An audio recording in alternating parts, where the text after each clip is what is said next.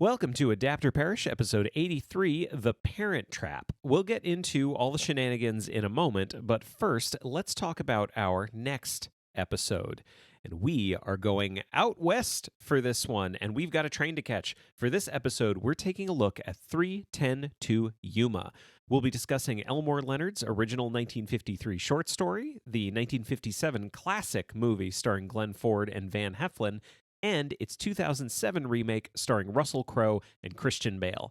Like True Grit and The Hunt for Red October before it on this show, this episode is apparently going out to all the dads out there, but we think there will be something in this one for everyone. That's in 2 weeks on Tuesday, January 26th.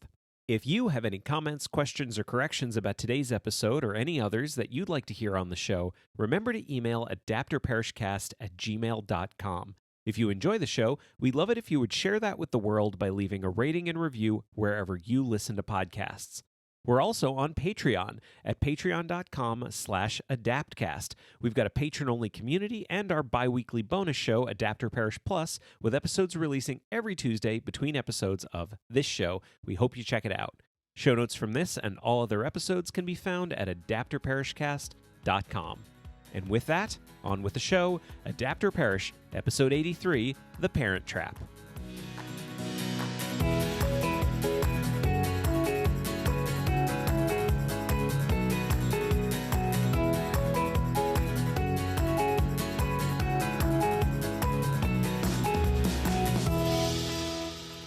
Welcome to Adapter Parish, a podcast about adaptation. I'm Jeremy Latour. And I'm Arielle Lipshaw.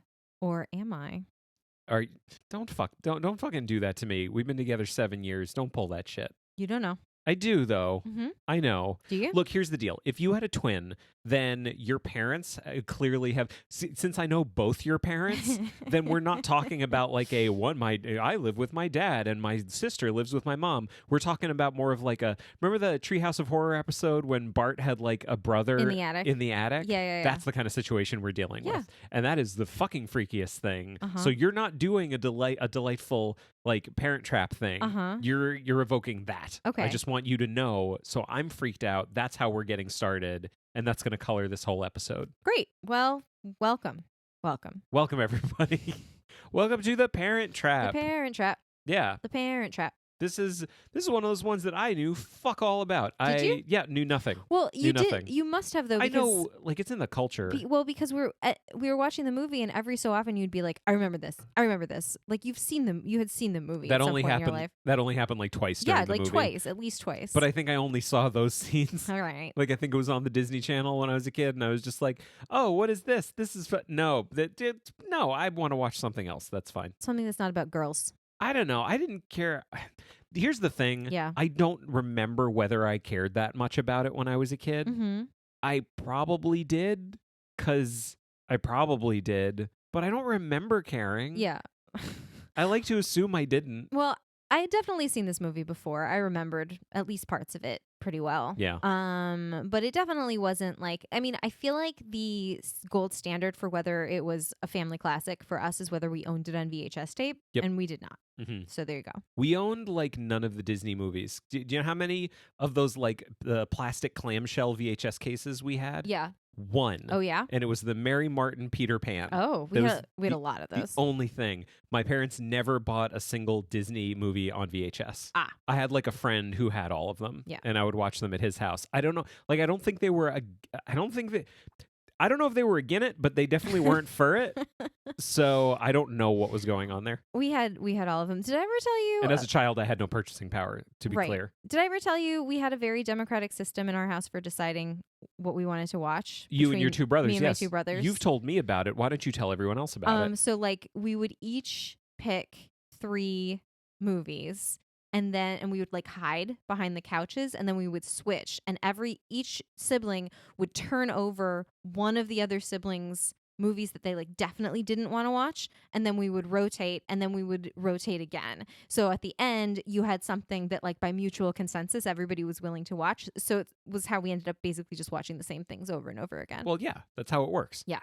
pretty proud of that system. It was a pretty good system. Well, I feel like if you're gonna try to figure out what movie to watch, I feel like there's two good ways to do it. Mhm. There's lots of ways to do it, but I think there are two good ways. One of them is there's a bunch of us and we need to decide on something and we don't know what, and I feel like that you came up with like the perfect system. Yeah. I feel like the other way to do it is the way we watched our list of movies a few years ago. Mm-hmm. I think we've talked about it on the show before, but if we didn't, I'll talk about it again. We'd been dating for like a year or two, something like that. Something like that. And we realized there's all these movies that like I love that you had never seen, and you had movies that you loved that I had never seen. Mm-hmm. So what we did is we just compiled a list of like 120 movies. We put them in chronological order, and those were the movies we watched. Yeah. We didn't finish the list. We got to like the 2000s. And it started in like the 20s. Like it was a very long chronological list of movies. Well, I think the thing that made it peter out was the Marvel movies. Yeah, that's what happened. And that became like a whole separate project. That was a separate project. Yeah. Yeah, you're right. But like that was a really fun way to do it because there was never any question about what movie we were going to watch. It was always what's the next movie on the list. God, I remember that like I have such a sense memory of you saying like what's next on the list. Mm-hmm. Because that took us a while. Like that took us a couple of years. Like one of my favorite projects of all time. It was so much fun. It was a good Because then we got to the 90s and you were like, haha, this is my time to shine. But I mean, going back to like my system with my brothers, like you didn't need such a system because I assume you just, as an only child, got to watch whatever the hell you wanted all the time. Whatever I wanted, Mhm. which really amounted to watching The Princess Bride or the Return of the Jedi the tape that we had taped off of TV that still had some of the commercials in it. And also, like, it was edited for TV, which I didn't know. Mhm. This is a tangent. I'm sorry. All right. But, like, I didn't know that it was edited for TV. When as a child, I thought, oh, this is the movie Return of the Jedi. So years later, when like I went to go see the special edition in theaters, I was like, look at all these deleted scenes. Oh my God. And like I had friends telling me, what are you talking about? That's not a deleted scene. I grew up on this scene. I didn't know. And to this day, if I watch Return of the Jedi, there are scenes that don't feel like they're part of the movie because they weren't part of the movie I grew up on. Wow. I don't think you've told me that before. Do you want to talk about the... I was going to say, do you feel sufficiently warmed up? Do you want to talk about The Parent Trap? Would you like to talk about Lisa and Lottie? Lisa and Lottie? This delightful novel that we read. Okay, so we read a novel. Das Doppelgänger-related. Wow. Did you just like rattle that off, or did you have it in front of you? I have notes. Okay. The double Lottie. You just said it in a really good accent. It sounded good to me. Oh, ever since I found out that was the name, I've just been repeating in Have my you been head over and practicing? over. Das Doppelgänger-related. So That's probably wrong. Yeah. So I think in German it's the two Lotties. That's what I suspect. The it is. double Lottie. The double Lottie. But in English, the version we have is translated as Lisa and Lottie by Eric Kostner. Mhm. Kostner, who lived from 1899 to 1974.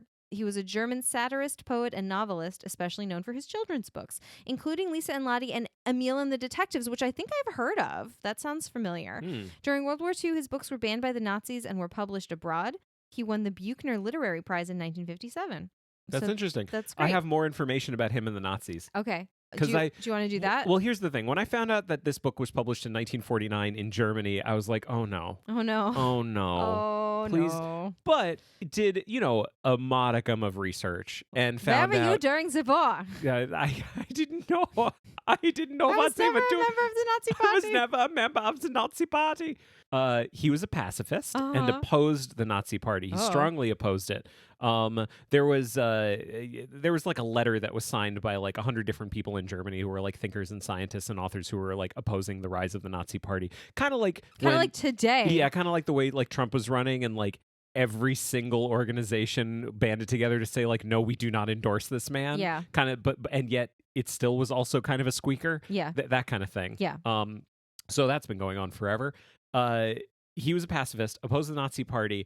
I found out the Gestapo interrogated him many times. Oh no. The National Writers Guild expelled him. Oh, no. And the Nazis burned his books as, quote, contrary to the German spirit.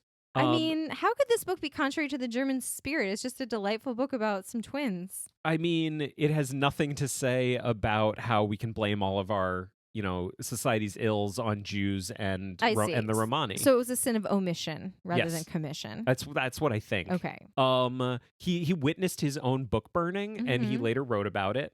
He was denied membership of the Nazi-controlled National Writers Guild because of what the officials called. Maybe this gives a little bit more about why they banned him. The quote: "The culturally." I'm not going to do the accent. Culturally Bolshevist attitude in his writings prior to 1933. Ah, okay. So they were like, "You are not the type of person that we want." Ah. Because we read your books, Eric. We read your books. We do not like what is in your books. They stink of communism. Oh, goodness. So I was really happy to see that, like, yeah, he just kind of made it through the whole thing, just kind of fighting the good fight in his way. And then died. And then, well, years later. Oh, I in guess the he didn't die 70s, till you the said. 70s. Yeah, 1974. He lived to 75 years old. But he worked on books. He worked on movie treatments as well. Did you know that Lisa and Lottie was originally going to be a movie? No, called Lisa and Lottie? No, it was actually going to be called The Great Secret. Ooh. That was the proposed name. So he wrote it as a movie treatment. He was briefly allowed by the Nazis to pitch it. Okay. But by the time like it actually came to writing it, they were like, "No, you are forbidden. Communism. No, you are forbidden. You are banned. We do not like you, Eric. You are a naughty boy. We do not like what you are writing. Also, we are the worst people in the world at this particular time." Check back later, though. Oh, Jesus, fuck. I also found this out Yes. about Lisa and Lottie. Then we can actually talk about the story. Okay, I'm But, having like- a lot of fun with our Nazi impression, actually. We should just keep doing this. Do you know how many times this story has been adapted? I'm not even going to list the don't. actual adaptations. I'm just going to list the countries that it has been adapted Oh, in. no, so many. Because when I was looking to see what should we watch, there was the most enormous list of countries that have done their equivalent of The Parent Trap. And I was like, well, if we do like Slovakia's version, then I guess we have to do India's version and also Romania's version. So we can't really do any. And if it was just India, Yeah. if it was just, a Bollywood, we would do that Yeah. too. Of course we would do that too. But we have Germany, the United States, Japan, the UK, India, Lithuania, Iran, Australia, Poland, Mexico, Sweden, Israel, and Brazil. Yeah. All have at least one, if not multiple versions. Like India, that was like 5 of them. Yeah. It's crazy. Yeah. And yes, I remember this. Absolutely crazy. So yes, we made the decision. It's The Parent Trap. We're gonna US based. We're gonna read the book. We're gonna watch Parents Trap. The ones that are on Disney Plus, those are the ones we watched. Our show is rapidly becoming a Disney Plus show. That's okay. That's We have all. no sponsorship whatsoever. That's all my background All right. on Lisa and Lottie. Do you want to talk about what it's about? Yeah, do you want me to do back at the book? Because we actually have a physical book. Rare for us these days. Go for it. All right. The classic book that spawned the beloved movie, The Parent Trap. Lisa and Lottie tells the story of identical twins who only discover the other exists when they meet at summer camp. They become fast friends, and once they determine they really are sisters, 9-year-old Lisa from Vienna, bold with a head of curls, and Munich's buttoned-up, braid-wearing Lottie hatch a bold plan to switch places and each meet the parent they've never known. Soon, Lisa's father is wondering why his daughter no longer loves stuffed pancakes, while Lottie's mother can't figure out how her daughter forgot to cook. I think forgot how to cook would make more sense. Yeah. At the center of this heartwarming and comical tale is a mystery. How did their parents split up, and why did they also split up Lisa and Lottie? And when the adults finally find out they've each got the wrong girl, will the sisters have to split up all over again? Mm-hmm. I mean, it's The Parent Trap. So Yeah. there it is. There you go. Okay. So I hadn't read this before despite owning the book, and I assume you hadn't. I told you I hadn't. Yeah. What did you think? It was kind of fun. Yeah. Definitely. Okay. 2 things that I wasn't expecting. One, it was a lot funnier than I expected. Mhm. Clearly, Kastner is a satirist. Mhm. This is making fun of people. This is making fun of culture. It's making fun of society. It's making fun of like gender roles and stuff Mhm. like that. I did appreciate that part of it. Mhm. I didn't expect it.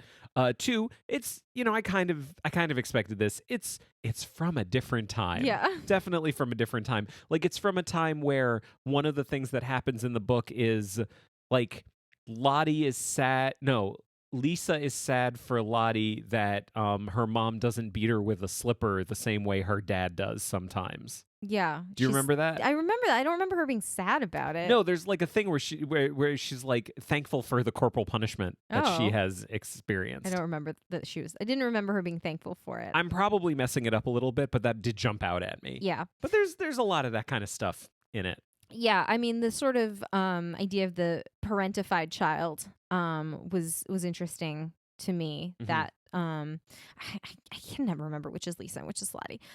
Lisa lives with her dad. Lisa lives with her dad, and Lottie lives with her mom. Uh-huh. And Lottie, so the interesting thing about this, and I feel like a lot of this is just going to be like how it's a little bit different from the movie, is that it seems like the parents, like the mom in particular, is very young. Yeah. And so that she and Lottie are more like friends, and Lottie's almost more like her mother. It's like a Gilmore Girls situation. Yeah. I also haven't seen the Gilmore Girls, I'm assuming. There it is. And then Lisa is more like, a child, but she's kind of lonely and being raised by servants because her dad, there's this whole plot point that like the parents split up because the dad is like, he's like the conductor of like the big. He's a composer. He's a composer, but he's also the conductor Yeah. of the big symphony in town. Munich. Munich. They're in Munich. They're in Munich, yeah. And the mom is in Vienna. In Vienna. Do I have that right? No, other way around. Other way around? Other way around. Yeah, I guess Vienna is where the culture music feels is. more cultural, yeah. Yes. And Munich is like serious city business. Yes, we are very serious in Munich. Very serious. 1, 2. And the parents split up because he was never home. He like rented a studio across town and basically like spends all his time there because he can't concentrate with like twins running around. And so they each took one twin, and that was how it went. And she's got a job. She's a career lady. She has to make her own living. She works in a newspaper. And the funny thing is that the book is different from both films in that the mom actually finds out what happened because she accidentally gets handed this photograph of the two of them together. So they meet at they should just show up at summer camp just coincidentally, and everyone's like, "You look alike. That's really weird." And there's not the plot in the book where they like get in trouble and get like stuck together. They just like have to sit together at a meal or something. It is there, but it's a much more minor version of it. Yeah. Where they're like, they do have to sit together. Them being together is something that is forced upon them. But yeah, everything's escalated in the movies. Yeah. And so they go into town and they have their picture taken together. But then they kind of figure out what happened. So they're like, okay, well, we're not going to save this picture because we don't want our parents to know that we met each other. And they switch places and they go home to their respective houses. And one other thing that I thought was interesting, like in this version, we did have the sort of like all-knowing servant that kind of gets confided in. Yeah. But we also have like their friends from school. And I thought that was really interesting that like that never came up in either of the movies, that like their friends were kind of confused, or like they had to go to school and be with people that would have known the other girl. Yeah, well, I feel like the timelines of the movies are much shorter too. And they're also very summer movies where like they went to summer camp. Yeah. And then everything else in the movie takes place in the like week after summer camp is over. Yeah, this is like months and months. It's a lot of deceit. Yes. Lots of lying. Yes. But you were just, not to stop you because you were getting to it, is like halfway through the book, the mom suddenly is presented with this picture because she works at a newspaper. Yeah. And the editor says like, hey, here's a cool story we could put on the front cover. These two girls met at camp and they could have been twins. Look at this picture. And she doesn't immediately say, oh, that's my daughter. What the fuck? I have to go. Yeah. She just steals the picture and leaves. Yes. And that's how everything is revealed.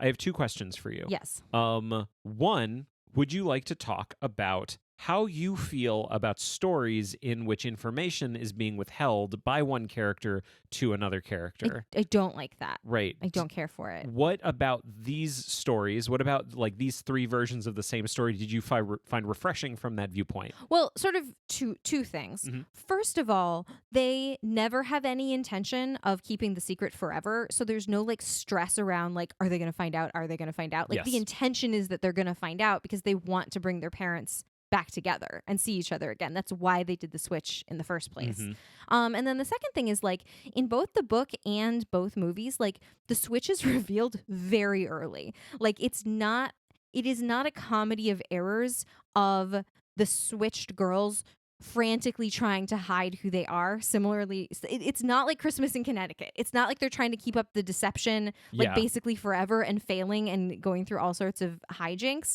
The deception is revealed and then the rest of it is kind of just, okay, well, now you know, how are we going to resolve this weird situation that we all find ourselves in. I liked the part where the dad's servant is like a really bad servant and stealing from him, and Lottie just like figures it out because she's used to doing like the household accounts, but like Lottie as Lisa kind of like takes the servant under her wing, and then she becomes like a good servant. Like she just needed like a good boss in order to not be like lazy and dishonest. I really like that part. It was really good. Yeah. So I have another question for Yeah. you. And this is the one where I'm kind of putting you on the spot a little bit. Okay. When would you like to talk about this? Either during the book, during 1961, or during 1998? When would you like to talk about the reaction that you had to the idea that the parents could give up one of their children? The 1961. So we'll hold off We'll on hold that. off on that. Okay. Yeah. Cool. But yeah, fun book. Yeah. So anyway, they get back together. The father has changed his ways. Lottie has frightened off the young society woman that he wants to marry. Well, hang, can we stay on her for a second? Yeah. So this is one of the things that I was really interested to see, because we have this really interesting trajectory where in every single version, there is a new woman in the situation. Yes. Who is after the dad. And she just gets heightened and heightened and heightened. In this one, she's like an obstacle. Yeah. I wouldn't even call her an antagonist. No, not really. She's just an obstacle. She never makes any threats. She never does anything like truly villainous. She's just kind of a shitty person. Yeah. Right? Yeah. And like clearly wants to be with this guy, but she wants to be with him because like she kind of likes him. And he's rich. And she likes the idea of being this like society, being in this like echelon of society. She likes the idea of that, but it's not like she has an evil plot to trick him. Right. She wants to marry him in the way that anyone in that situation would want to marry someone in that situation. Sure. Like, I wouldn't do it personally, but like, it's not like it's abnormal or crazy or evil. Right. Okay. So I just want to stick a pin in that, because we'll get back to where that is, how that story works in 61, and then again, how that story works in 98. Yeah. But yeah, they do kind of foil her quote unquote plot. Yeah. In that they just kind of, the dad just kind of forgets about her. Yeah. And and there you go. Does she like show up at the house after the mom's there, and she just kind of leaves? Yeah. And She's that's like, it. whatever. I can't deal with this. Too much energy. There is a really sweet part, because I think like Lisa is really interested in having a mother. Like the girl who doesn't have a mother really wants to know the mother, and is worried that she's going to have to give her up. And I think the girl who doesn't have a father in every version is like interested in meeting the father, but doesn't necessarily feel such a lack of a father in her life, as like there's a sort of idea that a girl needs her mother, I think. Mm-hmm. And there's a really sweet passage, and I can't remember if it's when once all is revealed or before she knows it's the wrong girl, but they go on a little vacation together, like they go camping. And I wonder if that's where they got the idea of the camping trip from. Yeah, because it's just the mom and it's just the mom and Lisa as Lottie. No, the other way around. No, you're right. Lisa as Lottie. Don't question me. You're right. I've spent a lot of time trying to get this straight in my head. You're right. But they go on a little camping trip, and that's nice. And they get Mhm. to go on the train, and like she's just so happy to be with her mom, and it's very sweet. Yeah. And then the other thing that does not happen in either of the movies, and that I think we gotta at least mention, the brain fever. You're gonna say Germany invades Poland. No, Lottie gets the brain fever. Yeah. Because of the stress. Because of the stress you see of Mhm. keeping this terrible secret, and because of this trying to keep her dad apart from this lady. Mhm. And that's what brings the mom into town, because they're worried because they haven't heard from her. Because of course the mom and Lisa are in cahoots now at this point and know what the situation is. But then they get worried that they haven't heard from her. So the mom calls the dad and is like, "Hi, I know we haven't spoken in 9 years, but can you tell me something? The girl you have in your house, is she sick?" And he's like, "Yeah, she is sick. How did you know?" And the mom's like, "All right, I'll be right down." Mhm. And it's great. I mean, do you want to talk about their relationship, like their relationship as two characters? Sure, because I think this like plays into the next two movies that we're going to talk about. Yeah, so like the way Kastner to me was setting them up is that the reason they got divorced, you mentioned before the thing about him, like he's an artist and he needs his alone time and everything, but it really just seems like they were too young. Yeah. They were too young, and it didn't work, and they didn't know how to make it work. And like the decision to split up and each take a daughter was a rash decision that came from youth. Yeah. Because like he makes it very clear that the dad is 35. Yeah. Which is increasingly frustrating to me that these characters are so young in all of these stories that I'm reading. Yeah, well, it's what very are you gonna do? frustrating. Very, very frustrating. And the mom is clearly even She's younger like 28. than that. Yeah, she's Yeah. really young. So I think he's just kind of saying like, oh, they were super young when they did this. So like nothing big happened. They were too young to kind of figure out how the relationship was going to work and then made a rash decision. And that's why it's so easy years later for them as two more mature people to realize like, oh, what we need to do is we need to get back together. Yeah. And there's no like grand thing. They just kind of get back together because they realize it's the right thing to do. Yes. And there's no big emotional hurdles that they have to get over. Yes. That we kind of have in the movies. And the dad moves his studio next door. Yeah. In their apartment building instead of across town Mhm. so that he can work but also be near his family. And that's the end. There's no talk about what she's going to do for work because she's giving up her job. Well, she's obviously giving up her job. Yeah. She's going to be married now. That's her job. Yeah. And now she's got 2 girls to take care of. And it's kind of presented as fine. Yeah. Yeah. Which, like, Yeah. again, it was a different time. It was a different time. And I say that to say, I say that not to say it's fine. I say that to say it's different. Yeah. But yeah, it's a good book. It's Are fun. we forgetting anything at the end? No, I think that was the gist of it. So that's Das Doppelte Lotchen by Eric Kastner, 1949. Yes. But as we said, this got made into so many fucking movies. Very popular movie called The Parent Trap. Oh my goodness. So yeah, okay. In the United States, it was made in 1961 by the let me check my notes. The Disney Company. Mm-hmm. A guy named Walter Disney. Oh, not Roy Disney. No, not Roy. No, not the famous Disney Roy. Yeah. No, his less famous Brother. Walter. Uncle. No, Roy is the brother. Is it? He's his brother. Roy Disney is Walt's brother. Yes. I see the problem. There's 2 Roy Disneys. Oh my God. I see the issue. So I looked this up. I was talking about his nephew, Roy Disney Jr. So there's Roy O. Disney, who was Disney's partner and his elder brother. Yes. He died in 1971. Yes. Then there's Roy E. Disney, his son, who was the director emeritus of the Walt Disney Company. I see. Okay, anyway, the Disney Company made this. A couple of things about the making of it. It was written and directed by David Swift, who also wrote and directed Pollyanna in 1960. Which we also watched for this. Kind of. Kind of. I didn't really pay that much attention to it. That's okay. We watched it and I asked you a lot of questions. And I Yes. just kept asking, is this when she falls out of a tree, right? Is that what happens? She falls out of a tree? And then we got to the point where I'm like, oh, she falls. No, she's going to fall out of the tree climbing back up the tree, not Yeah. climbing down the Yeah. tree. So that was like how they discovered Haley Mills, the star Mhm. of this movie. Because I don't know if you all knew this, but she's not really twins. She's one actor playing 2 parts. I just think it's so funny that Haley Mills is so British, and every movie that she's in, they have to like fall over themselves to like explain why she's this British child in an American movie. It's so weird. Well, they do explain it in this one. They explain that she's from Boston. She's from Boston, but know. why the California girl has a British accent, I do not know. The California girl doesn't have a British accent. She has a really, really accurate California accent. Mm-hmm. Very accurate. It's the best California accent I've ever heard Yes. in my entire life. Good job. It's like 70% British. Yeah. Like 30% California. But she's great. But she sells Haley it Mills though. is so good. Haley Mills is great. Like I have no problem. I have not come here to dunk on Haley Mills at all. Haley Mills is great. I got no problem with Haley Mills. But David Swift really liked her. So they cast her again in this. It must have been fun for her, I feel like, to get really known for like a period character Mhm. and then being able to play like a modern child, you know? Or 2. Well, yes. 1.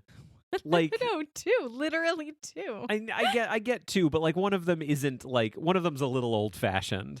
But the other, I'm talking about short-haired one. I honestly cannot for the life of me remember. No, wait, I do know. Susan's Susan's the one Boston. from California. Oh, Susan's from California? Yes. And Sharon's from Boston? Yes, Okay. How do you remember that? because Because Sharon is in Massachusetts. no, I know their last names, and I know the dad's last name is Evers, and Susan's last name is Evers, and the mom's last name is McKendrick, Okay. and Sharon's name. I have all the characters. I don't know their last name, but don't you think it's a good mnemonic device to remember that there's a town called Sharon in Massachusetts? Absolutely. I think that's totally fine. Thank I just find it funny that you made the jump to maybe that's how I remembered it. I just know their characters' names. Susan, I feel like, is a very, very modern child who's Mhm. like into modern music and everything like that. Sharon's a little bit of a square, Yeah. I think. Yeah. Well, she's sheltered. Yeah. She's rich. Right. In She lives on Beacon Hill. in a society in Boston. In Boston. Boston. And she takes, long walks through a, rear projection Boston Public Gardens. Yes. They did do that. There was no... But actually, that was Susan, because that was once they had switched. Yeah, that's true. Yeah. I appreciate that. Yeah. I assume Sharon did the same thing when she lived in, quote unquote, Boston. Very likely. Yeah. That's the thing I love about Disney at this time, that like everything is shot in California. Yeah. Everything. They did every single thing they could to only shoot in California. Clearly, they sent a crew to Boston to do stuff. Yeah, because but, there's some outdoor shots. And there's outdoor shots with body doubles, too. Yeah. Like, you see the mom and you see the daughter. That's like, right. but Like only actually walking. Only from the back. From the back, Because yeah. why would you send... You're not going to send Maureen O'Hara and Haley Mills to Boston. No, of course not. Why would you do that? Why would you do that? We have movie magic. We It's have magic. This The is magic of Disney. This is my Walt impression. Like, we have movie magic, guys. Why are you doing this? Keep them here. Keep them here. I don't think Walt talked like that, but He absolutely did. He may have. I was going to mention some other people who were involved in this movie. The fucking Sherman Brothers. And there's only like 3 songs in it, and they're all diegetic. I was so happy about that. Well, no, 2 of them are diegetic. One of them's the title song. Right. Fair Yeah. enough. Yeah, I'm assuming the characters in the movie don't hear the song "The Parent Trap." Yeah, probably not. That's my assumption. They may not. I say the Sherman Brothers kill me because some of their stuff is so good, and some of their I am not in love with the Sherman Brothers. They, I think they phone it in a lot more than people are willing to accept they do. What were we watching? They were in the war. Yeah, I know that. I have nothing to say about their service to our country. I'm just saying, as songwriters, One of them like hurt his leg. I they think. are, pun intended, a little one note. Yeah. That's my problem That's with fair. them. Was it Mary Poppins that we were watching that I like kind of got over the Sherman Brothers, or was it something else? I don't remember. We've done a lot Because of they're in Saving Mr. Banks. Like they're in it as characters. Yeah. I think that was kind of where you got over it. You're like, oh my God, these guys. No, well, I enjoyed the 2 of them. Yeah. That was fine. But anyway, they did 3 songs for this movie. They did The Parent Trap, which is over the credits. They did For Now, For Always, which is like the love song that the mom and the dad heard on their first date. Yeah, and it doesn't really have a lot of words. She just kind of hums it Yeah. at one point. It's got words, though, I Yeah. think, eventually. And then they also did a song called Let's Get Together, which is sung at a big party at the camp that the girls are at. And it is sung by Tommy Sands and Annette Funicello, who, oh man, I grew up on Annette Funicello because I watched the Mickey Mouse Club a whole fucking bunch when I was a kid. There you go. But it is also sung by Haley Mills and Haley Mills Right. towards the end of the movie Mm-hmm. in their little show that they So do. they only did 3 songs for it. And you know what? I think that is the appropriate number of Sherman Brothers songs that I would like in something. Okay. Unless they're willing to bring their A game. Because they have an A game. Uh-huh. And they do bring it sometimes. Uh-huh. But they don't always bring it. Yeah. And this one was fine. Yeah. Haley Mills is in this movie as Mhm. Sharon McKendrick and Susan Evers. She's good. Brian Keith is the dad. Maureen O'Hara is the mom. Maureen O'Hara making her second appearance on this show. Mhm. She was in Miracle on 34th Street. Always playing single mothers. Yeah, that's the thing she likes. Mhm. She don't need no man. Yeah. She doesn't. That's okay. No. I mean, in this, she's very rich and lives with her very rich parents on Beacon Hill. So obviously, she doesn't really need anything. No. She's doing great. What was it like for you to rewatch this movie? How long had it been? Oh, many, many years. Mhm. I mean, there were all these little things that I totally remembered, like the scene at the camp where the camp director is like reading her speech and like she says, "My name is," and then she has to turn the page to like remember her name. I remembered that so clearly. I remember thinking that was so funny. Mhm. And I remember the scene where they're all like walking and whistling. That was one of the only scenes I do remember. Yeah. I definitely saw that when I was a kid. It made an impression. Yeah, I think I remembered the camp stuff pretty well. I maybe didn't remember the rest of the movie as much. Well, so what's different? So they do meet at camp. They That's meet at the camp. same as in the book. They Obviously, it's in the United States. Yep. They're in Maine. They go to Are camp. they in Maine in the original? They're specifically in Maine in the remake, but I don't remember them specifically being Maine in the original. Yeah, now that you say that. I'm not saying they're not. I just don't No. remember. Now that you say that, it's probably Maine. We didn't talk. Here's why I don't think they were. Yeah. If they were, we would have talked about it, as I am a Maine boy. That's fair. So They're in the woods somewhere. yeah, clearly they're They're in the woods. It's in California. Yeah. It's clearly in California. So And- they do meet at camp. Yep. And they take a dislike to each other, Mhm. and each of them and their group of friends keeps playing pranks on each other because they look alike, so obviously they must hate each other. That's what kids do. Yeah. And then they play Look alike and hate each other. Yeah, and then they play a very bad prank, and they get isolated by the director in a cabin called the isolation cabin as punishment. And while there, they kind of get to talking and realize they have so much in common that it is a bit uncanny, and their birthdays are the same and their parents are the same. So their plan is basically their plan is kind of like in the book. I feel like in the book their plan was more about like we just want to find out more about these people. Yeah. I don't remember their plan being very specifically like we need to get mommy and daddy back together. Yeah. That kind of becomes their plan. Yeah. But in this one it's we got to figure this out. Yeah, we got to get our parents back together. That is, we need to set a trap. Yeah. A parent trap. A parent trap. Yes, there you go. There it is. Good job. And so they each go in their separate ways. And this is where suddenly we get new differences. We get new differences from the book because the places have been changed. Obviously, Munich has been changed to the Munich of the Americas. Boston. That's probably right. I don't think it is. Are you kidding me? Boston is not a very one two. That is not the way things work in Boston. Okay. Boston is a lot more loosey goosey than that. I remember when the big dig happened. Mhm. Like, I mean, some say it's still happening. Like, this is not a place where things happen efficiently All right. by any stretch. But it certainly, I feel like at that time, Boston maybe was a shorthand for like more refined, Stiff upper lip, yeah, old family, Puritan stock. Sure, Harvard, that kind of thing. Yes, blue blood, blue nose. Like, I wonder where in the popular culture Boston changed from Charles Emerson Winchester III on MASH to like the Departed kid. Like, I wonder when. And I gotta get me some dunks. Yeah, like when did it change? Because it didn't change with the Departed kid. Yeah. Like that's not when it changed. It Yeah. changed before that. Yeah. But like I wonder because I feel like for a long time Boston was very like Winchester from MASH. Yeah. Very high society, very like full of themselves, Like, everything like that. ooh. Which is definitely the Boston that we see in The Parent Trap. Right. So anyway, she lives in Boston. You already mentioned that the mom lives with her like elderly parents. Yeah. Her dad is adorable. Her dad's great. He's the cutest person. And her mother's very autocratic. But Yeah. but she's nice. She's a nice grandma. There's fine. Like Yeah. no one. There's like two people in this entire movie who are anything less than good people, Yeah. and they're bad people. Yeah. And we'll get to them. Well, I mean, you think the grandma is going to be more of an antagonist than she is She's because Sharon. Just say. Sharon. Look, here's the deal. Okay. We never actually see them in their own element. Susan has short hair, and so Sharon has to cut her hair. Here's how you can remember it. Susan, which is the shorter name, Susan or Sharon? Susan is shorter. Susan is a shorter name. Yeah. Which is a shorter name, Lisa or Lottie. Lisa. There you go. And like that's the California girl. Exactly. Susan Okay. and Lisa live with their dads. No, I get it. Sharon and Lottie live with their moms. Susan's got short hair. So Yes. Sharon, in order to pass as Susan, has to cut her hair.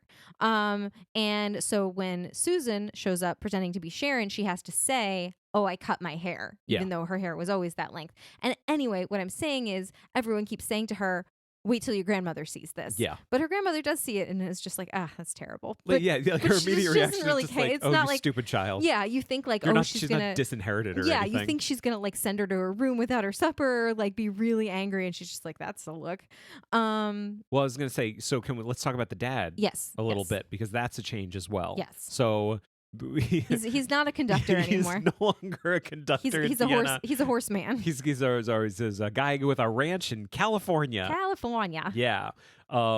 Because isn't it nice that he lives in a place where California is allowed to be California? Yeah. It's not some kind of camp pretending to be California or Boston pretending to be California. Yeah. Sorry, California pretending to be Boston. Yes. California acting like California. Lives just a guy in his jeans on a ranch with his boyfriend. I know.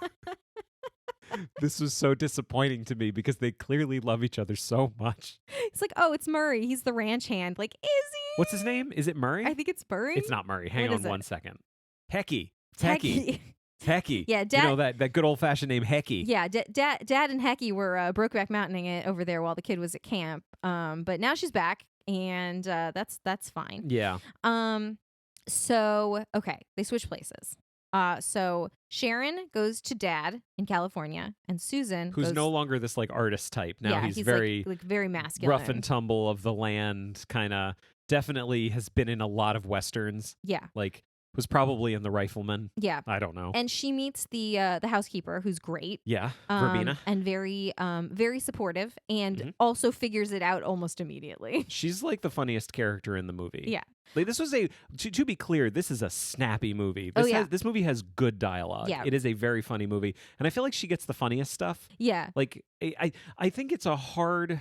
What they pull off with her, I think, is a hard line to walk because she does the thing where she's like really nosy and doesn't stop talking, but does the thing where she's like, I am not that type of person. Yeah, it's not my business. It's not my business. Yeah, I couldn't possibly say, I but wouldn't say but. And I feel like that is a character I've seen many times. This is one of the better versions of that character that I've seen. Yeah. I thought it worked really well. Yeah. So she finds out from Verbena that there's this girl in the picture. Yeah. And calls back to Boston and Vicky. says you got to come right away. There's an emergency. Dad wants to marry this Vicky. And Susan in New York or in Boston is like, no, I couldn't possibly. I just met mom. I need to spend some more time with her. Like, she's just so great and I love her so much. And so she gets to hang out with her mom in Boston, and they go for walks, and like they're just having the best time. Isn't that the conversation where her grandfather overhears it though? No, I think that's a later conversation. I think there's two different conversations. Okay. But yes, at one point her grandfather does overhear a conversation and is like, you have to tell mom that this is what's happening. And then we get to the scene that you wanted me to talk about, which we were both distraught. Like you were way more distraught than I was. Weeping, and I looked over and you were weeping, and then I got like teared more up. and more upset. Well, it's just that like Susan has to come clean to her mom and say like, I'm Susan, I'm not Sharon. And I just hope that the last couple of days have been so great, and I love you so much, and I just hope that one day you'll love me just as much as you love Sharon. And the mom is crying, and everyone's crying, and it's so sweet. And the mom just goes, my baby, and that's where I lost it. Yeah. And I got really upset because in this version, is this a new? This is like someday you'll understand. A new one of our segments. This is our new segment. Someday you'll understand. So in this version, it's very explicitly clear that the mom and the dad were together until the girls were like 18 months old, like a year and a half, which is close to the age of Calvin, and he's 15 months old, and I literally turned to you, tears streaming down my face, and was like, how could she leave her baby? And it still really upsets me to think of like, because a baby at that age like knows who their parents are, you know, they know the people they've been around. So like to think of the baby like not knowing like where the mom went and being upset was very upsetting to me. The Lindsay Lohan movie, I think the implication is they were separated at birth, which for whatever reason just didn't feel as upsetting, just because like the baby didn't have a chance to like make associations that then got taken away. Like it's just like being adopted. Yeah, we split these two little ginger potatoes up. Yeah, you know, that's a lot less affecting. Yeah, yeah. Then we split these two little 18-month-old Haley Mills up. Who knew each other and were probably bonded to each other, but also bonded to the parents. Like that just felt very upsetting.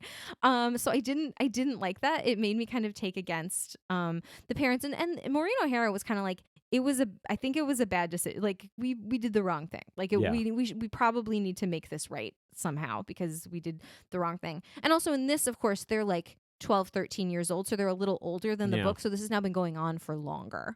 I'd say of both movies, of every single character finding out and reacting to the reveal, she had my second favorite reaction. Yeah, well, we'll talk about our favorite in a minute. Yeah. But I actually I believed her reaction. Yeah. Like to be clear, you know, I feel like I keep saying like this is a good movie. Yeah. I enjoyed it way more than I expected to. Me too. There are some parts of it that I think are a little batshit and not amazing, but like Maureen O'Hara is good. Yeah. Also really pretty. Yeah, very like, pretty. It's one of these things where like she's so much like prettier than the woman she's like quote unquote competing with. Yeah. But I actually thought in this scene she had to do so many things in one scene to not lose me as an audience member. One, she had to sell that she was happy to see her daughter. Mhm. You know, happy to know, oh, you're the daughter that I gave up all those years ago. And it turns out I've been spending days with this daughter I haven't seen in a really long time. Yeah. So there has to be shock at that. She has to be processing all that information. But like you say, she also has to like show that she feels that it was the wrong decision. Mhm. So there has to be regret there. Yeah. Because if there's no regret, then she comes off as kind of unfeeling. Right. If not very unfeeling. Right. So I just think it's a hard moment to sell, and I think they do sell it. Yeah. With the dad, though, they don't really do, when they're reunited and he finds out about what's going on. He doesn't really have, Because he's a man. Yeah. You know, he's a man who keeps all his feelings inside, like his feelings for his daughters and for Hecky. He just keeps it all inside so no one ever finds out about it. Because if no one else finds out about it, then he might never find out about it. Right. And then one day he can die. oh my God.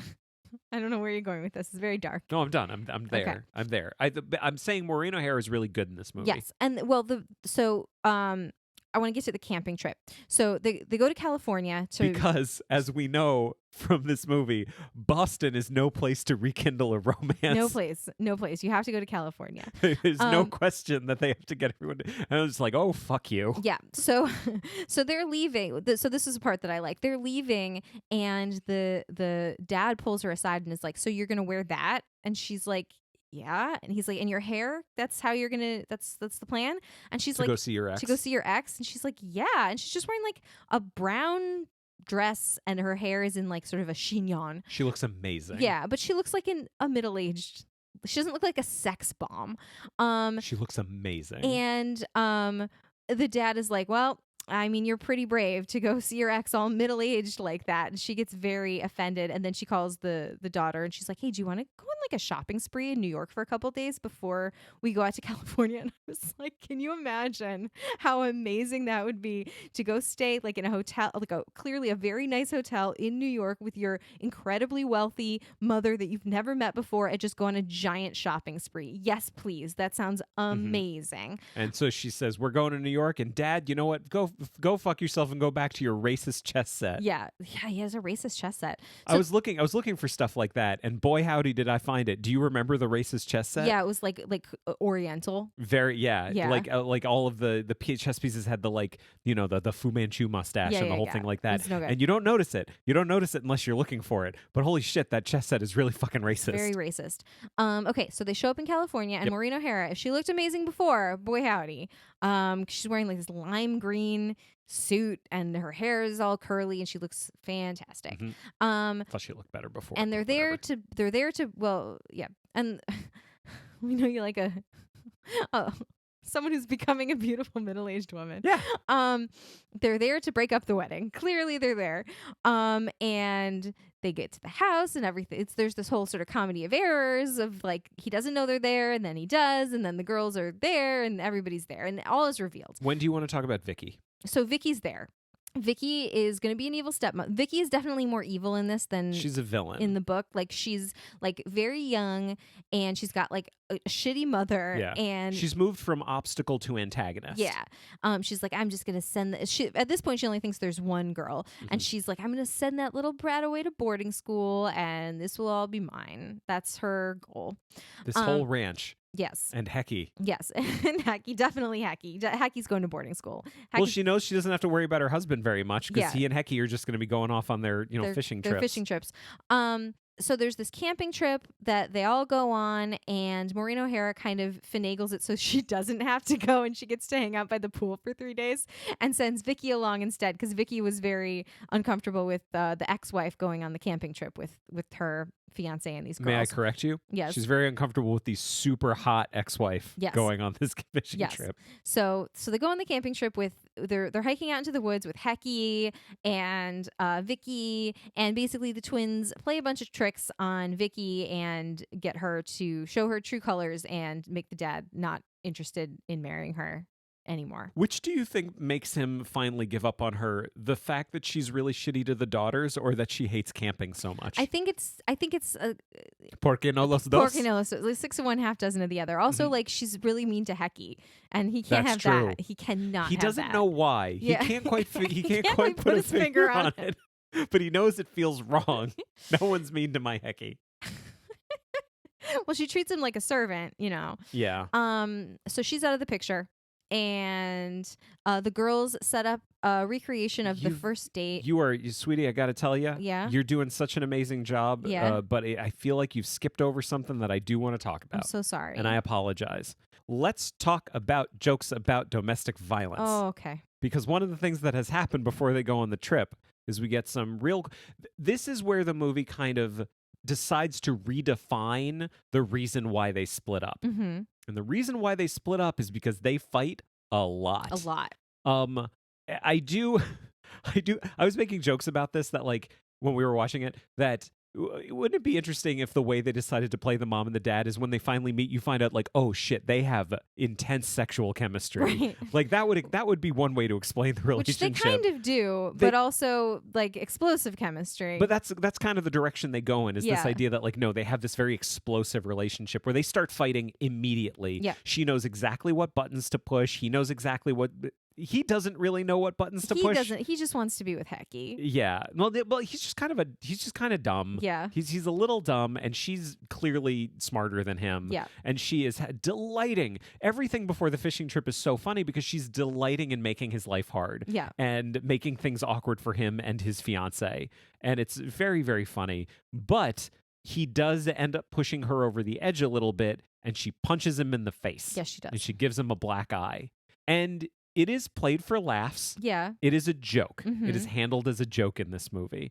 And that's just one of those things where like, I know it's a different time, but it doesn't sit well with me, because the thing about domestic violence is it can go both ways. Yeah. And it's not a joke. Yeah. If like you as a movie maker are trying to tell me you want these characters to be together, even though their fights devolve into violence. Right. You're saying you have a hard time rooting for someone to be together with someone who punches them in the face. Yes. Which I think is fair. Yeah. I don't like it. I think that's fair. But it's there. And it's not the kind of thing where it just happens and they kind of get over it. Like, it's referenced throughout the rest of the movie. Yeah. Like, even at the end, she's like, I'm really sorry about that black eye I gave you. Yeah. Like, yeah, you should be. Like, giving me a black eye. It's like, no, she gave you a black eye. She punched you in the face. Don't punch me in the face. Who, me? Yes. When would I ever punch you in the face? That's why I think we have a good relationship. I mean, I would never punch anyone in the face. I'm not saying that's the reason we have a good relationship, but I mean, would it's say a low it's part. bar. It's, to me, that's a requirement. Yeah, I would Yeah. hope. I would hope so. That's what I I'm mean, would you saying. ever punch me in the face? No. No. And that's what I'm saying. Yeah. Anyway, I apologize. Yeah. So they have their whole thing. All is revealed. Blah blah blah. A whole bunch of things happen. It's all very funny. Back from the camping trip. They are back from the camping Vicky's trip. gone. Vicky's out of the picture at this point. And her mom. But the kids do have to get these other two crazy kids back together. Yeah. So they recreate the scene of their first date, and they make them some food, and they sing and dance, and the parents are like, you know what? I think maybe we should give this thing another shot. Mm-hmm. And then the movie ends with the two girls, like, they're asleep, and one of them like bolts upright, and she's like, I just had a vision, and it's a vision of the parents' wedding, and the two of them are bridesmaids, and that's just the end of the movie. That's just how it ends. Just quickly wraps up just like that. I wasn't super happy about that being the ending, just so quickly. I didn't really like that. Yeah. This is definitely, I've said this a lot, like I really enjoy an epilogue in a movie, and I think a story, especially this long, I didn't expect this movie to be more than 2 hours long. I forgot that Disney movies can tend to be pretty long. Yeah. It just kind of just ends. Yeah. Like, we've got the thing we want and roll credits. Very And abruptly. I need to come down a little bit from the story. I need to see how they're doing after. I don't like the stories to just end like that. Yeah. But yeah, then it ends and they win. Yeah. And as you say, like, I really enjoyed it. I would totally watch it again. It was way better than I expected it to be. Yeah. I kind of expected it not to hold up, and I really liked it. And I enjoyed it a lot as well. And can I say, the thing that I found myself enjoying is so much that, like, I kind of knew was coming. But boy, the special effects are really good in this movie. Really good. Like, they're not distracting at all. Like, that's kind of what I thought. I would be like, oh, I can see like the strings, where they duplicated. Yeah. And it looks great. And we found a little like sort of making of thing on YouTube.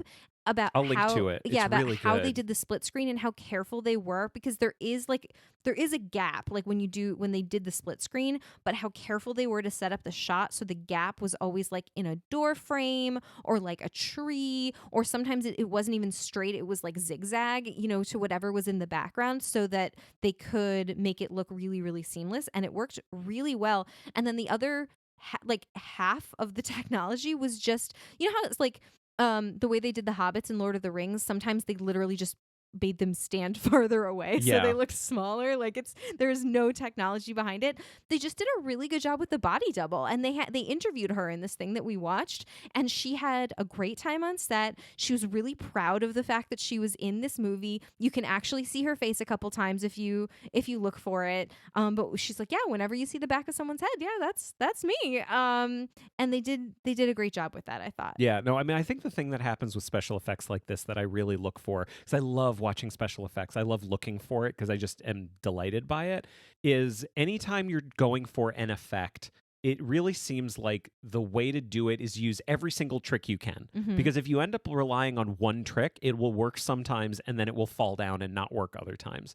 And that's what I love about stuff like this, is that they talked about it in the little documentary about how careful they were and how they storyboarded everything. So they knew going into it, they were like, okay, in this shot, it's going to be body double. In this shot, it's going to be split screen. And they always knew exactly what trick they were going to use. And it's so smart, and it's so much fun to watch from that perspective. Yeah. They did a great job. Yeah. They really, really did. Looks great. So yeah, super fun movie. There's more about it that was fun that we didn't even talk about. We didn't talk about the Reverend and how funny he was the entire time, and how delighted he is by the whole thing of having the ex-wife at the wedding. Yeah, and just getting drunk in their living room. Drunker and drunker and drunker. That was really fun. But would you like to move on? Sure. So before we get to 1998, I will just mention that there were 3 sequels to The Parent Trap. Mhm. Official Disney-made sequels starring Haley Mills as both Sharon and Susan. Gotcha. There was The Parent Trap 2 in 1980. They're all TV movies. Parent Trap 2 in 1986, Parent Trap 3 in 1989, and Parent Trap Hawaiian Honeymoon in 1989. So she would have been an adult by Yeah. then. Oh, yeah. No, it's adult. Oh. This is like Saved by the Bell era Haley Mills. Oh, okay. Which, by the way, to be clear, like, that's Haley Mills to me. Okay. I don't know how many other people that's true for. I don't know what you're talking She about. played so Miss clearly Bliss not on. me. She was the teacher Oh, okay. on Saved by the I Bell. didn't know that. She was like the teacher that Zach like confides in. I never watched Saved by the Bell. Oh. I've never seen a single episode of it. Oh, Haley Mills is in it. Yeah, I great. don't know if you knew that. I didn't. But Clearly not. as only one character. I see. Which is so weird for me. It's weird for me to watch Haley Mills as a child in something, because for my childhood, Haley Mills is an adult, Gotcha. which is It's confusing. very. Yeah. But these, like, she still played the 2 sisters. They did not seem like they were good. I went through and watched like highlights from all of them. Mhm. I don't think they're really worth talking about, Yeah. because it's just a different thing. But 9 years after that whole thing was done, 1998 happens, and we get The Parent Trap, the remake, also by Disney, and reappearing on this show, Nancy Meyers. I thought you were going to say Lindsay Lohan. No. Do you know why I didn't say it that way for Lindsay Lohan? Why? Lindsay Lohan's good in this movie. She's so good in this movie. She's really good in it. I got nothing bad to say about Lindsay Lohan. In fact, just to get, maybe I'm getting ahead of myself, I thought Lindsay Lohan was better as the British child than she was as the American child. She's very good in this movie. She was, let me put it this way, she was certainly better than some of the adults she was acting with on screen. That's absolutely true. Yes. Where do you want to start with this one? Do you want me to give a little background? Sure. On this one? So it was directed by Nancy Meyers. We have previously talked about Nancy Meyers when we did our Father of the Bride episode, because she was part of a like writing and producing duo. It was her and her husband Charles Shire. So Myers and Shire did a lot of stuff together. They got their start doing like Private Benjamin was their big thing. He directed both of the Father of the Bride movies with Steve Martin. She wrote them, but then she moved into directing. So I think pretty much post that, I don't think. I would have to double check. I don't want to say that The Parent Trap was her first movie that she was directing, Mhm. but I think this is where she started directing, and to this day she is a director. Yeah. Writer-director, because she also broke up with Charles Shire. Ah. That was the thing as well. I don't want to bury the lead on this one, so I'm just going to mention it right now. Okay. I am not a fan of Nancy Meyers. No. I have lots of problems with Nancy Meyers, And I think this movie is emblematic of many of the problems I have with Nancy Meyers. I mean, she makes movies about rich white women. That's it. Yep. That's what she does. Yes. I brought this up when we talked about Father of the Bride, but I'll bring it up again just in case people haven't heard that episode. There's a really good Tumblr, which is a sentence I don't say very often, called Every Single Word Spoken. Do you remember us talking about this? Absolutely. Yep. Every single word spoken by a person of color in many different movies and many different franchises. And so one of the runs that this writer did, I am forgetting the name of the person who made it, but I am going to link to it, so I do apologize for that. But basically, they went through every single Nancy Meyers movie to compile all of the lines spoken by people of color, and they made YouTube videos of all of those lines. And the YouTube video for The Parent Trap is an image because there's not a single line spoken by a person of color in this movie. Yeah. So, yeah, I guess you could say it gets better after The Parent Trap, but Not that much better. that's, really not that much better. And without going into detail on it, this seems to be a giant blind spot for Nancy Meyers, that people other than rich white people do exist in the world and are compelling and can bring, a delightful perspective to any and every situation. But she really has tunnel vision on this one. Just rich white people. What was that great website I found that was like, do you want your house to look like a Nancy Meyers movie? Yeah. Here's all the furniture you can buy and all of the accessories you can buy to make your house look like a Nancy Meyers movie. Everything was beige. Everything. So much beige. Okay. So, we lead into the movie. We learn that the parents were married on a whim aboard ship. Yeah. On a cruise. This is clearly a movie made for adults because we get the backstory on the relationship. Yeah, that they had this electric sexual connection. I don't think kids give a shit that I could be wrong. If you were a child and you loved the opening to this movie, please tell me, because that wouldn't have been my assumption, and I'm willing to be wrong on this one. But I don't know if you got a group of kids together and you said, we're going to do a fun movie about twins finding out that they're twins, but we're going to start it all with the parents falling in love and getting married on a boat. I don't know that the kids would have said, that is how I want this movie to start. Yes. And so anyway, we cut to 11 years later. Showing up at camp. 11 years and 9 months later. Yes, this camp is in Maine. Because they fucked that night. They conceived. The implication is on that their ship. kids are conceived the night of their marriage. Yeah, and honestly, I think the implication is that they split up almost before the babies were even born. They never really lived together ever. And when the babies were born, and they make it very explicitly clear that the reasoning behind splitting up the children was so they would never have to see or talk to each other ever again. They never wanted to see each other again. They mentioned that several times. So anyway, both parents are exceptionally wealthy now. The father owns a vineyard in California, in Napa, and the mother is Natasha Richardson. What? Why do you think? What did we figure out? Why does he own a vineyard in Napa? Well, Nancy Meyers wanted to go research vineyards. Yeah. Clearly, at one point you were like. Do you think this is how vineyards work? Do you think Nancy Meyers did any research on vineyards? I was like, oh, well, she wanted to go to the tastings. That's it. Yeah. That's it. That's my assumption. And the mother is Natasha Richardson, and she is a successful bridal wear designer, and she lives in London in a beautiful, fancy townhouse with her rich parents. Her rich father. The mother's killed off. The mom. Yeah. Her rich old British dad. She is the lady not appearing in this film. Yes. So these girls meet at camp. The plot is very much the same, if not identical. It's exactly the same. It's exactly the same. Even some of the script is the same. These two movies went to camp together and realized that they were twins separated at birth. Realized they were twins. The same thing. They cut each other's hair. One of them has to get their ears pierced, and there's no hair. Oh no, there is hair cutting. There's hair cutting. There's definitely. You're 100% right. Yeah, I'm sorry I corrected you. It's okay. There's hair cutting. There's ear piercing. What is piercing. it called when you correct someone but you're not actually correcting them? Is it just interrupting? Yeah, it's just interrupting. I'm sorry, interrupted. It's fine. And they switch places and they fly back. And both of them are just amazed by the lifestyle that the other one was living. The thing about this plot that is so funny that is just totally absent is the entire lack of like any kind of Prince and the Pauper situation. It's like, oh, this rich person is living a different kind of rich person Yeah. life, but still very elaborate. Like it's not like, oh, I was living in a garret and now I'm on this huge vineyard. It's like, oh, I was living in a beautiful townhouse in London and now I'm on an amazing ranch or an amazing vineyard in Napa. That was the thing in the original. Like, I want to stay on summer camp for a little bit because in the original movie, it really felt like a summer camp. I didn't really, it didn't make me think about like, oh, how privileged is the upbringing of all of these children. But like immediately in this one, I'm looking at it going like, look at all these rich kids. It was the camp for privileged children from the Addams Family Values. Yeah, like that's all it made me think of. Yeah. And some batshit stuff happens at camp. I know you want to talk about them like going back to all their stuff, but I want to talk about this before we get too far away from it. Okay. But like this movie is insane.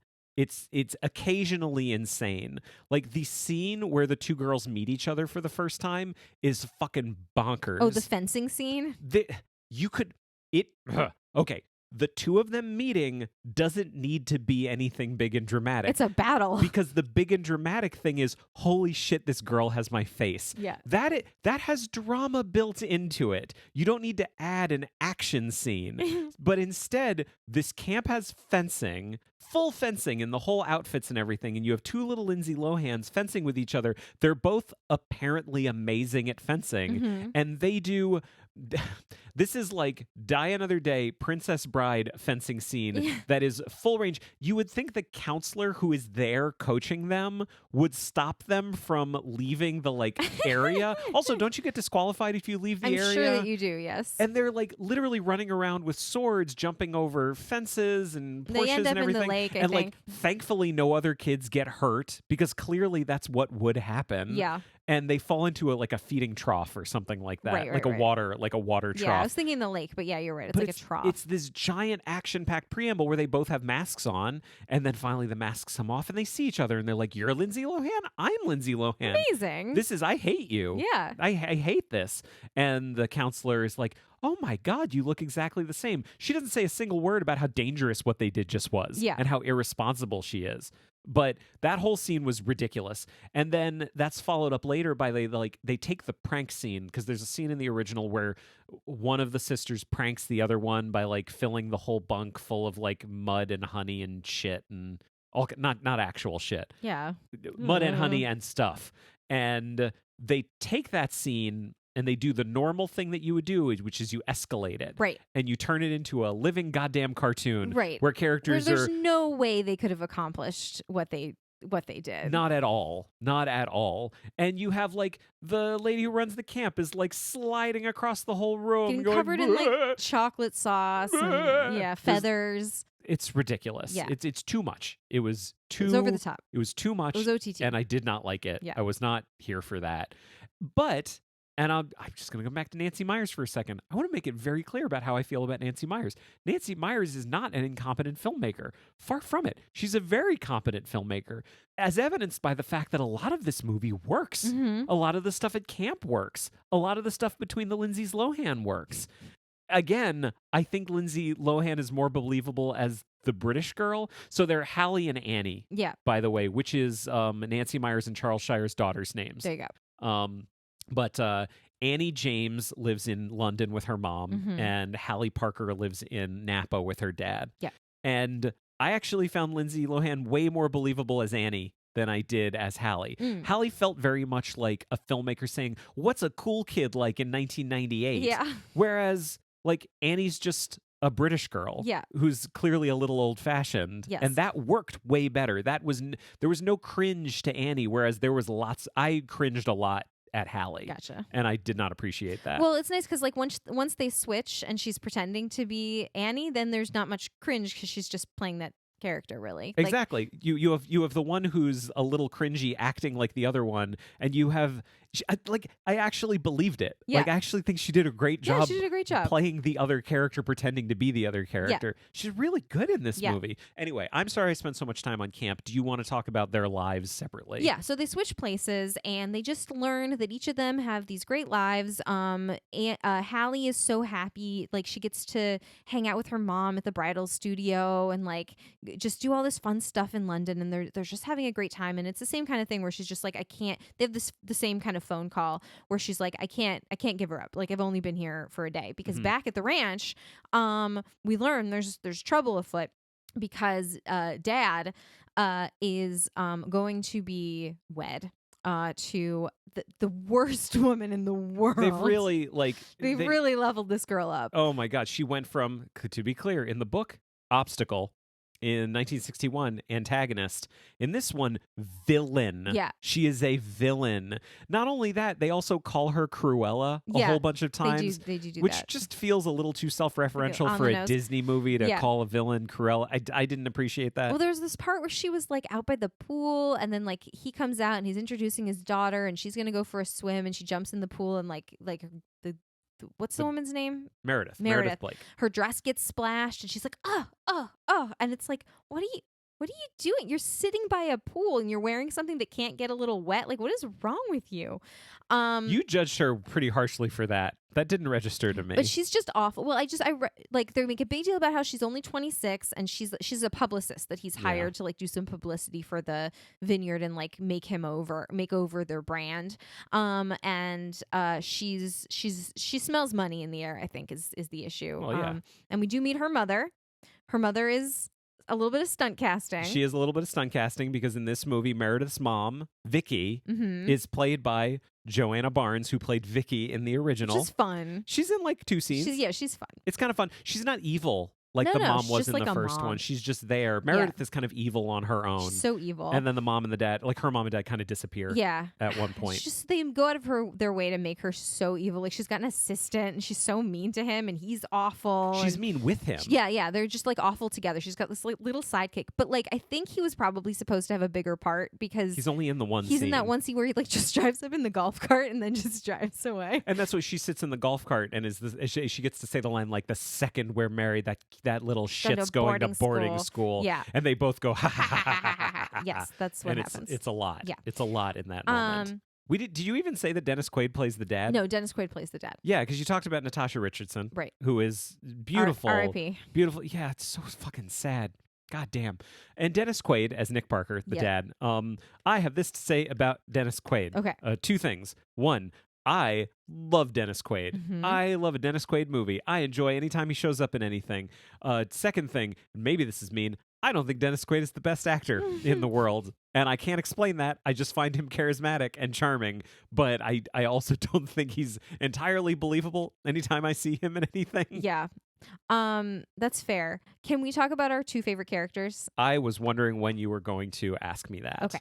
So Natasha Richardson, let's start with the one that's like slightly less fun. You talk about Martin. I want to talk about the other one. Okay. So Martin is the butler he's the butler. He's a butler. He's the butler. A butler. He buttles. Yeah.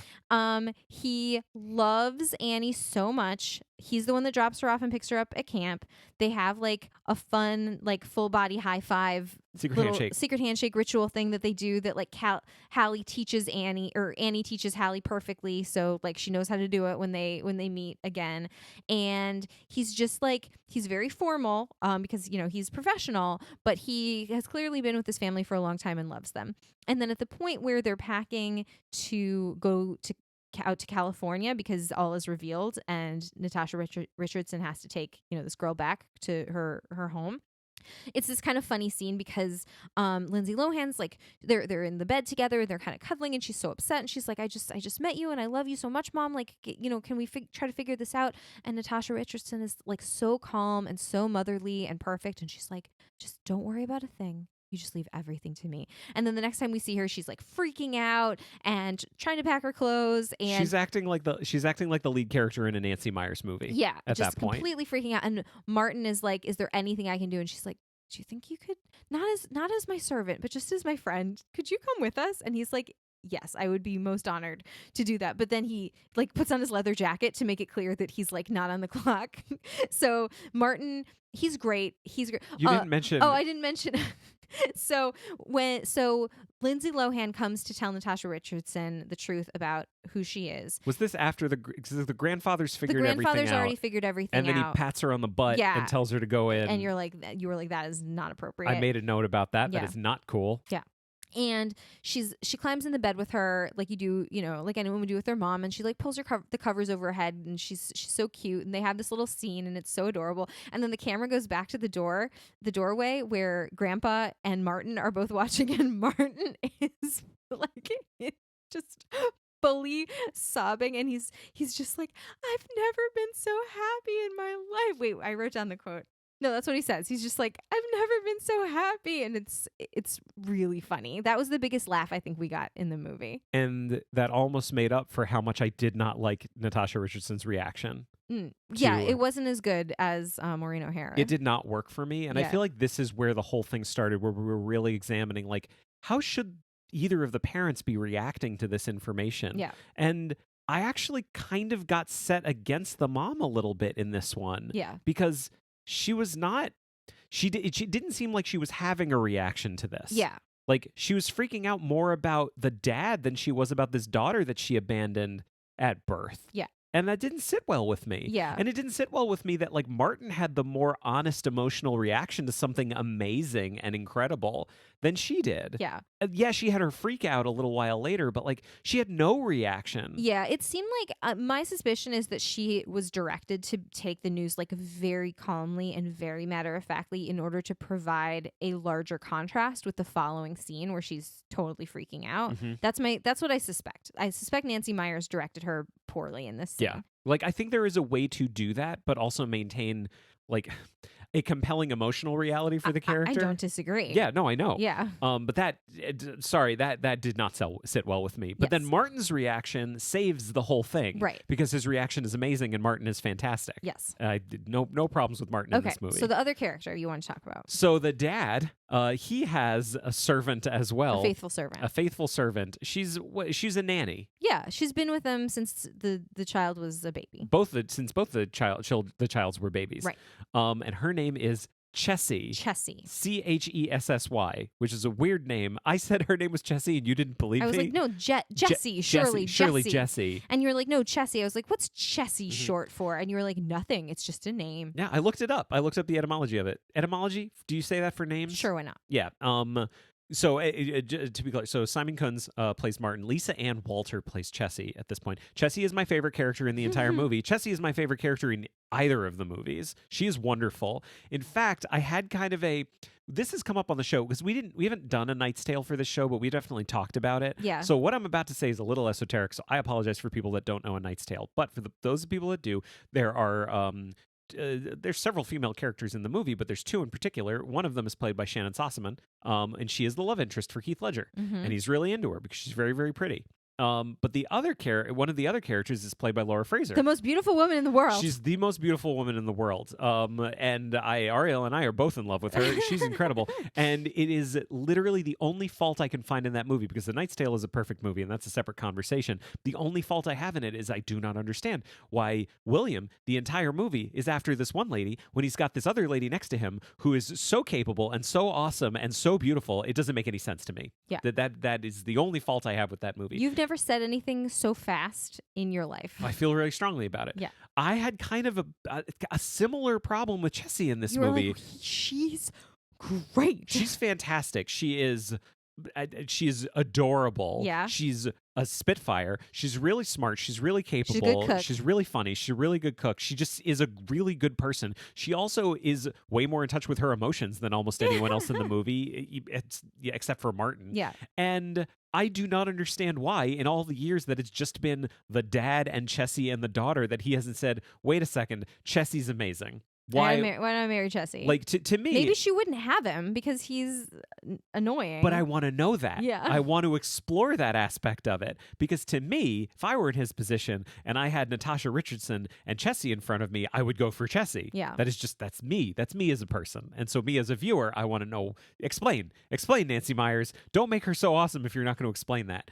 Anyway, Chessie has the best emotional reaction to any of these reveals in anything, because she finds out, she knows that something's up with Hallie. Yeah. She can tell something's going on because she has known Hallie her entire life. And at one point, she confronts her with this, and Hallie says something about, like, am I acting more like Annie?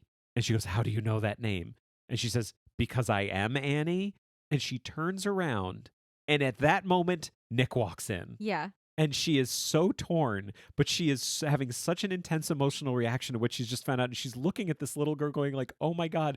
And I don't remember what led up to it, but she just says to Nick, can I hug her? And he's like, yeah, sure. And she runs up and hugs her in the way that any parent who has gone through what they have gone through should do. Yes. She had the best reaction that anyone has had. It is the emotional core of this movie for me. It is a perfect moment, and it's proof to me that Nancy Meyers is not incompetent because this is a beautifully rendered moment. Yes. It's just surrounded by things that don't work. Yes. But this works. Chessie's the best character, even though Chessie and Martin have a love story and it doesn't work. Because Martin's clearly gay. Martin, clearly. I mean, he could be bi. It doesn't matter. It doesn't matter. It does not matter. Let's not speculate on Martin's sexuality has nothing to do with the reason why I think it doesn't work. Martin's sexuality is his own business. Like, the reason it doesn't work is because they meet for the first time. They have their own meet cute where Martin is in a Speedo going out to the pool with his pale, gross British body. Really, and it's not she's sexy at all. and she is looking at him like he is the most handsome man in the world. I mean, that's to her taste. And the movie is telling me that their response to each other is electric. I'm just not seeing any electricity. Yeah. It's like if you bought a lamp and when you flick the switch on, a little speaker goes, "The lamp's on now," but none of the light actually comes on. That's the worst lamp in the world. Yeah. That's essentially their relationship. Yeah. And they are engaged by the end of the movie. Yeah. That didn't work for me at all. I thought it was completely unnecessary. So there's this whole thing with deception, and they fly back, and the dad doesn't know they're coming, but the mom's been told that he knows, but he doesn't actually know. And he's been brought to this hotel on false pretenses that they're going to check it out as like a wedding venue. And then there's just like a whole French farce thing with the hotel and the elevators and the doors in the hotel room. And there's two of them, but half of them don't know that there's two of them. So it's all very confusing with Meredith and everyone's there. And it goes on for way too long. Yes. I would say. Mm-hmm. But then all is revealed. All is revealed. Camping trip happens. Meredith is... The girls try to murder They Meredith. literally try to murder her. It's like, again, as you said before, over the top in a way that makes it not fun. Oh, wait a second. I just realized that can I rescind Elizabeth's mom as the lady not appearing in this film? Sure. Hecky does not appear in this film. Yeah, there's no Hecky. Hecky is not appearing in this film. Chessie is kind of Hecky, but like there is a housekeeper in the original one. Chessie's Verbena. Verbena, yeah. Hecky just doesn't exist in this. Yeah, there's and no I Hecky. don't like that. Yeah, he's because missing. Hecky's great. So they go on the camping trip without Hecky. Yeah. And then they like drug her and try to drown her to death. They don't drug her. You're misrepresenting it. She takes some Ambien so she can sleep out in the woods. And their prank, I'm trying to verbally say some air quotes, their prank is that they drag her air mattress out to the lake and they set this drugged woman adrift on a lake. Yeah. Magically, she stays in exactly the same part, like 100 yards offshore the entire night. She would have died. She would have died. Yeah. She would have actively drowned. Because I just feel like if you suddenly fall off of an air mattress into a lake on Ambien in the middle of the night, like that's what you don't survive that. That's what happened to Natalie Wood. Like it's not good. We don't know what happened to Natalie Wood. You know who Christopher does know? Walken knows what happened to Natalie Wood. Let's be clear. No, so they try to murder her. They do not succeed. Yeah. Thankfully, because even though I don't like Meredith, I don't wish death upon this character. No. At all. Or anyone. No. But she's very angry and leaves, is really. Yeah. And then the girls are in trouble, but Dennis Quaid also realizes he does not want to marry this woman. Yes.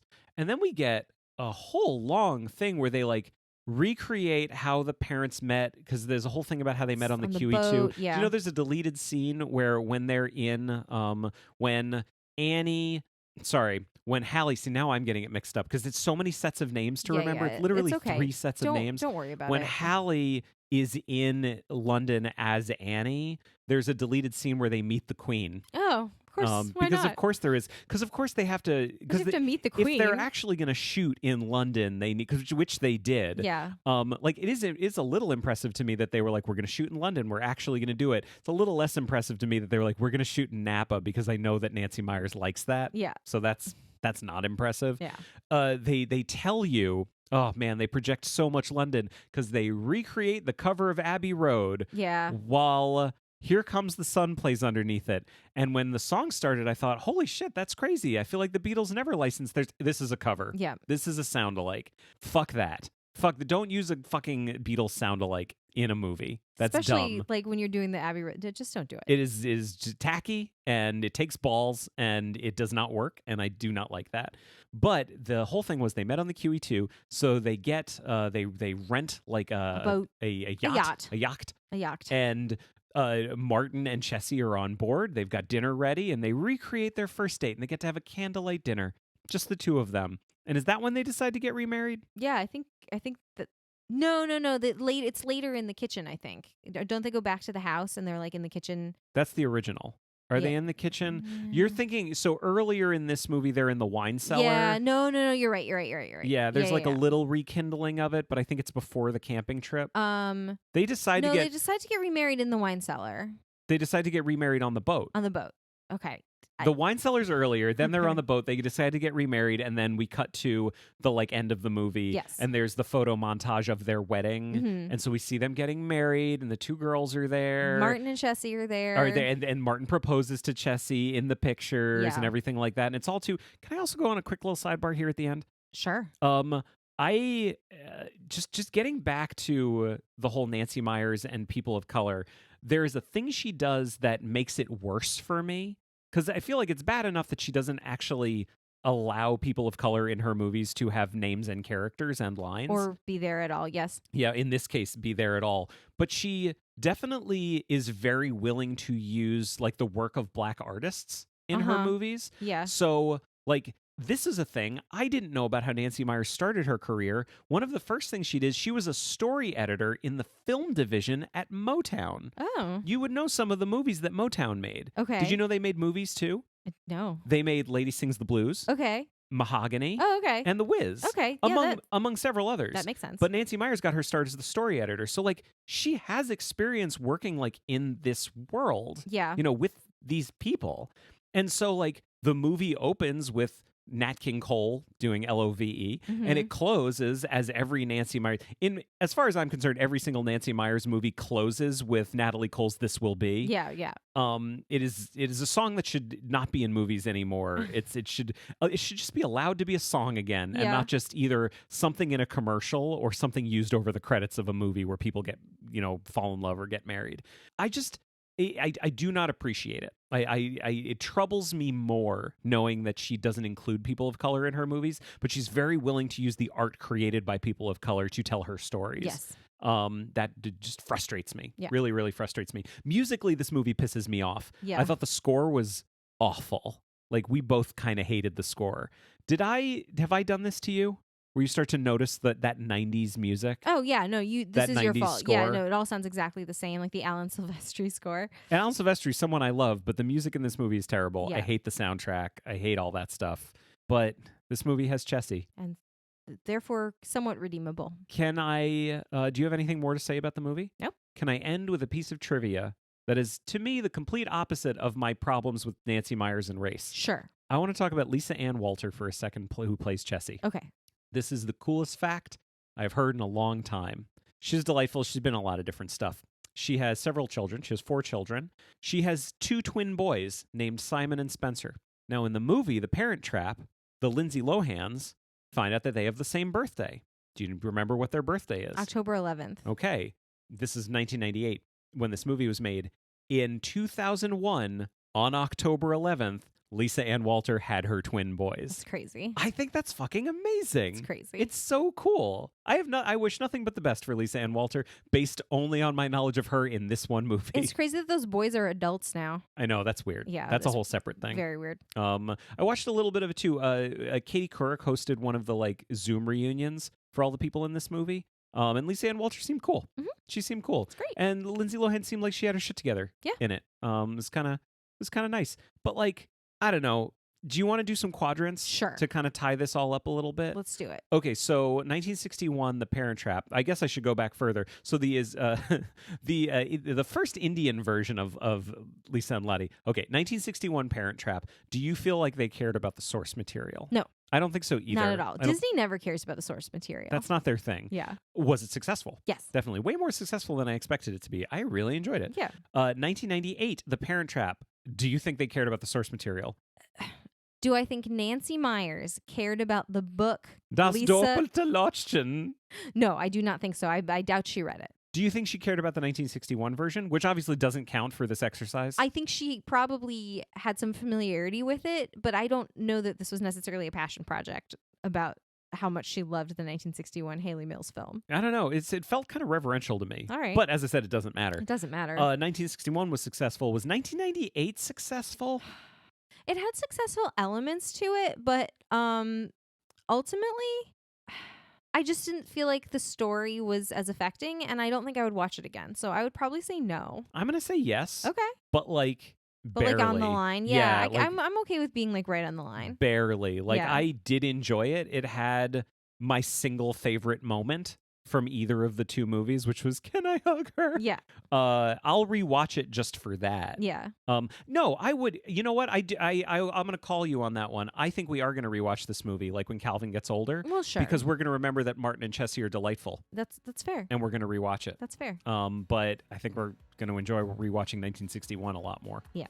Well, this has been Adapter Parish. If you'd like to find us online, we're on Facebook, Twitter, and Instagram at AdaptCast. And if you tweet about the show, don't forget to use the AdaptCast hashtag.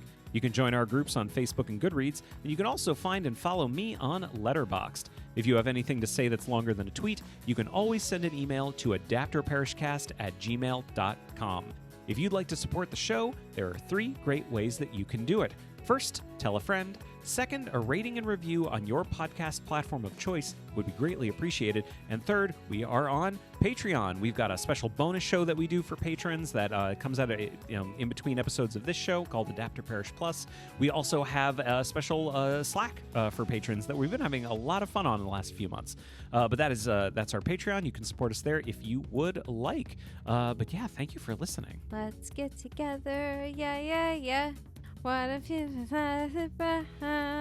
let's get together. Kind of trailed off there a little bit. I don't know the words. Did you like when Lindsay Lohan sang that in the new one? She's just kind of singing it to herself. No, Yeah. that was actually really cute. Which I don't know. Does it imply that she knows it from The Parent Trap? Yeah, I think so. Does she not wonder why maybe that's kind of echoing her life a little bit? I think this is going to take us down a deep dark hole if we go there. So let's say goodbye. Bye, everybody. Bye.